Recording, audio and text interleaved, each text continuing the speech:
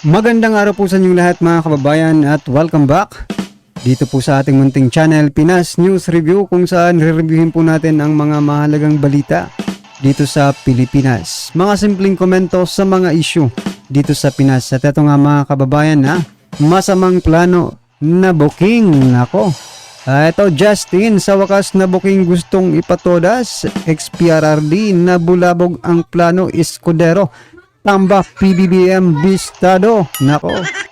Yan po ang ating alamin mga kababayan dito po kay Banat News Updates. Yan, nasa description po ang full video link ng video nito.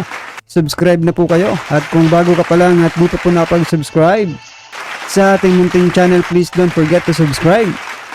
At i-click na rin po ang bell notification para updated ka po sa lahat ng ina-uploads nating reaction video.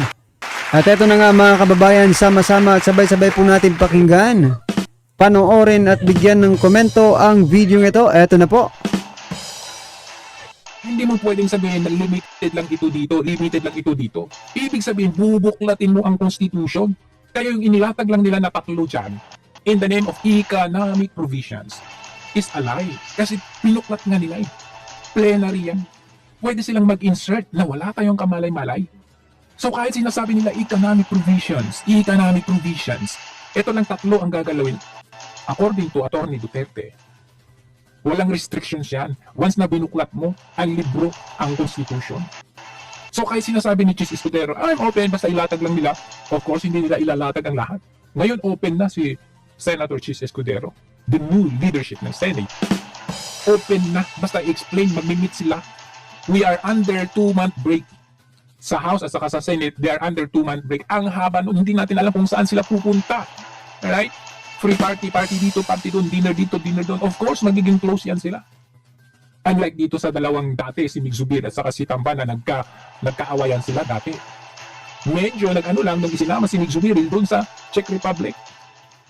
Pero hindi pa rin umusad after nung March na pagkikita nila. As indicated, sabi ko nga sa inyo, March 20 pa lang, third and final reading na sa House of Congress itong charter change. Sa hindi po malayo mangyari yun, under the name of economic provisions. Ngayon, tingnan natin, ano ba itong RBH? Ano ba to? Eto mga kababayan, nakakabahala po ito, no? Kasi alam naman po natin sa administrasyong ito, uso po, no? Yung pagsisingit ng mga hidden funds, di ba? Pondo yun eh. Eto naman mga kababayan, ito po yung Chacha, no? Ano ko lang, i-connect ko lang po yung sinasabi kong uso, no? 'Di ba na kung natatandaan niyo po mga kababayan, meron pong nagawang hearing diyan sa Senado na kung saan napakalaki po ng pondo na inilagay po sa ayuda. 'Di ba? Yung sinasabi nga nila na isahan daw yung Senado dahil hindi binasa, no? Yung mga nakapaloob doon sa kanilang budget. Oh, 'di ba nagsisihan pa nga yung Senado at saka Kongreso kung sino yung naglagay. Mula pala naman ito sa Kongreso. Nakalimutan ko lang yung pangalan ng ayuda, mga kababayan. Pero nandyan po yan sa Senate hearing kung makikita ninyo. Diba? Si Senator Amy Marcos pa nga nagsalita doon eh. Patungkol po dyan sa singit-singit na yan. Dapat po talaga nating bantayan at medyo kabado po ang taong bayan dito sa gagawin nilang economic provision, mga kababayan. Kasi, may history na po ang kanilang gobyerno, no? Ang kanilang pamunuan ng pagsingit ng ilang batas, di ba? Batas bang tawag diyan? Puro pagsisingit ng mga walang kwentang pondo, mga kababayan, para mapunta lang sa iilang bulsa. Nako. Dito hindi naman pondo ang pinag-uusapan dito. Baka kasi sila mag-exceed po yung ano nila. No, doon sa tatlong sinasabi nilang doon lang sila magpo-focus. Baka mapunta pa sa political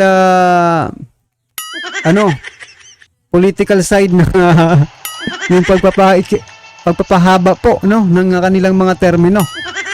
Delikado po tayo diyan. Ha? Wala nang magagawa ang taong bayan pag napalusot po nila yan eh. Kasi sila rin lang naman ang mag-uusap. Bakit kasama ba nila ang taong bayan? Nasamantala mga karibyo natin, dapat kinukonsulta talaga nila ang taong bayan kasi di ba? Paano na booking po yung People's Initiative nila? Kaya wala pong napatunguhan. Yan po ang kanilang masamang plano na sinasabi natin, ha? Yung pagsingit po ng term extension. Paano natin hindi masasabing ganyan po ang kanilang gustong mangyari, ha? Paano natin hindi masasabi? Nagsalita na nga si Gadon. Ba si Gadon, mga kababayan, noong mga nakaraang buwan yata or weeks na, nagsalita po si Gadon na sana yung itong Tatcha, ano siya ha? Confident po siya na matutuloy. At dapat daw pahabain yung time of service at saka dagdagan po no yung mga senador. Maraming pong nag-react dyan. Baka pinadadagdagan ni Gadon para makapasok siya. Yan, nalolokohin na naman po tayo, bubudulin na naman po tayo mga kababayan. Bakit takot na takot tayo dito? Sabi. Ano lang naman yan, economic provisions lang naman yan eh. Ito kasi, yung 7 na yan, under house yan. Alright? Ito po ay kumbaga, ano na sa kanila, final na ito sa kanila. So, ito lang yung nilatag nila, 3. Ang papalitan lang, i-amend lang nila. Yan lang yung sinabi nila. At nakita ninyo kung gaano defensive itong house na sabi nila, ayan, na hindi raw nila gagalawin yung dahil economic lang daw ng constitution yung kanilang iano. Kaya sabi nga itong ni Garin, sabi niya yung political in nature daw is very impossible. Bakit ano to? Bakit todo explain kayo? Guilty ba kayo? I believe talking to the most members of the House, almost all are supportive of the resolution. I limited doon sa 3 amendments, public utilities, basic education, and advertising, sabi niya.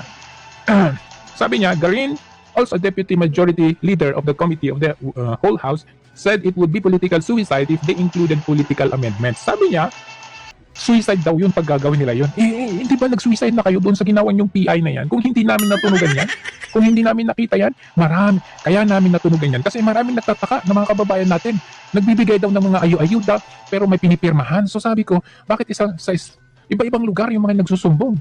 So doon natin nakita na merong under the table palang ginagawa itong house, under the leadership nitong si Martin Romualdez na ito, meron palang People's Initiative na isinasagawa na hindi natin alam. Ngayon nalaman natin, nakita ninyo kung paano nila ibinaon yung issue na yon? Ibinaon nila yung issue na yon. Sa papaanong paraan? Naglabas sila ng naglabas ng mga issue patungkol kay Duterte kung ano-ano na. Yung SMNI, si Pastor Kibuloy, yung yung ICC, naglabas sila kung ano-ano. West Philippine Sea, lahat ng mga issues.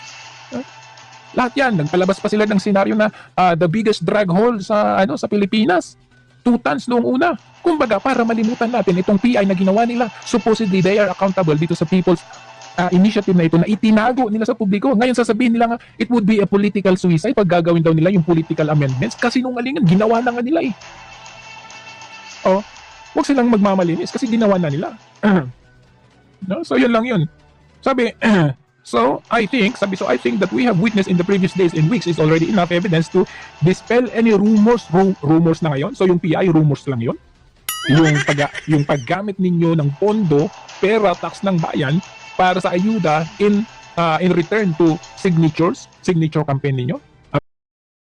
So ganyan naman talaga to mga kababayan, no? Ganyan naman po talaga sila. Kapag nabubuko na po sila sa isang bagay, no? Magpapalabas agad sila, no? Kung hindi si Gadon, yung ibang mga liporis nila, maglalabas agad ng mga statement kung ano-ano, ha? At saka gagawa po sila ng mga biruin nyo yung gentleman's agreement ni PRRD na dumating pa sa punto na naging hearing pa pala yun. Hiniringan pa. O tingnan nyo na mga kumbayan. So napakarami po ng problema ng ating bansa pero eto po yung inuuna nila. Ha?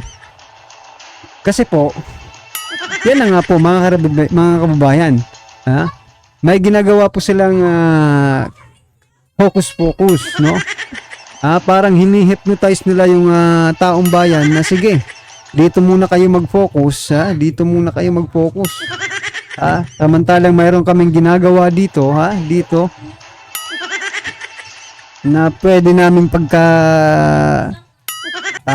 pwede namin pakinabangan balang araw. Diba? Wala talaga.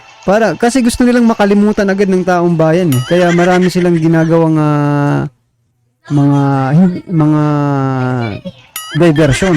Hindi ko nga rin alam at hindi ko maintindihan, mga karibin natin, kung baka itong si Senator, kasi sa bawat mga mga lumalabas na mga issue, itong si Senator Amy Marcos, mga karibin natin, no, agad siya to the action agad siya. Wherein pumapanig po siya sa mga Duterte. Para ba ma-divert din yung issue, agad-agad na mawala, pumapasok agad si Senator Amy Marcos. I don't know. Kung ako lang pong nakakapansin, mga kababayan. Para siyempre, kapag kapatid ka, nasa sa'yo na ang focus. Hindi na doon sa kung ano mang issue. Diba? Sa kung ano mang issue na dapat nilang pagtakpan. Kita nyo na, mga kababayan. Yan. Hindi rin natin masasabi na si Senator Amy talaga ay for Duterte. Kasi nga, sinasabi ko, kapatid is kapatid, mga kababayan. Blood is thicker than water. Kaya ingat-ingat po tayo at bantayan po natin ang mga mangyayari dito sa Kongreso at Senado. Sa Kongreso po, parang kumbaga finishing na lang papunta sa Senado. Ngayon, nandito na po ito. Kung pumunta man ito sa Senado, bantayan po natin si Escudero. Alam naman po natin na baka may utang na loob ito. Dito sa administrasyon kasi siya na po ang diba? Out of the blue, siya agad yung siya yung napili. Paano nagkagano? Tapos sinasabi pa nila, mga kababayan, na walang outside forces. Grabe naman. Bakit naman matalinhaga pa yung inyong pagkakasabi? Pwede mo namang sabihin, hindi nakialam ng presidente. Sa pagiging Senate President ko. Ako mismo, ako lang. Di ba? Ako na to. Kaya mapapagalatan talaga kayo. Well, anyway, mga karibin natin, ano man po ang inyong komento, reaction, or criticism sa video nito, ay comment na lang po sa baba para at least alam po ng ating mga kababayan. Importante po, bantayan po natin itong Chacha at itong mga tauhan nila dito sa Senado at maging sa Kongreso. No? Kung ano man ang gagawin nila. Importante po, hindi po magkaroon ng term extension. Ewan ko lang kung papayag kayo na ma-extend pa ang ganitong uri ng gobyerno. Pero kung payag po kayo, wala naman tayong magagawa, di ba? Nasa inyo pa rin po ang pagdedesisyon, mga kababayan. Kaya maraming salamat po.